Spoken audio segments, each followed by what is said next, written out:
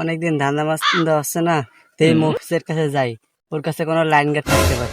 মফিস, কি অবস্থা? তোরে খোঁজে বেড়াচ্ছি, তোর তো কোনো খোঁজ খবরই নাই।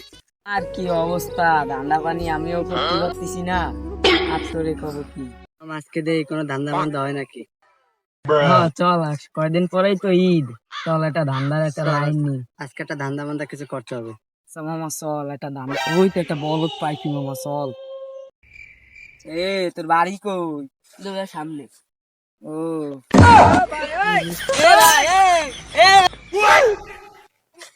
এ ভাই কি হয়েছে? কি কব দুঃখের কথা ভাই, আপনি এদিকে আসেন, আপনার কাছে এসে করছি কথাগুলো। আসলাম ঘুরতে, দুইটা ভাই এসে আমার হাত দিয়ে ফোন নিয়ে চলে গেছে চিন্তাই করে। তো ভাই ঠিক আছে, তোমার বিষয়টা আমি বলতে পারছি, আমাকে এলাকার নেতার কাছে তোমার নিয়ে যাচ্ছি।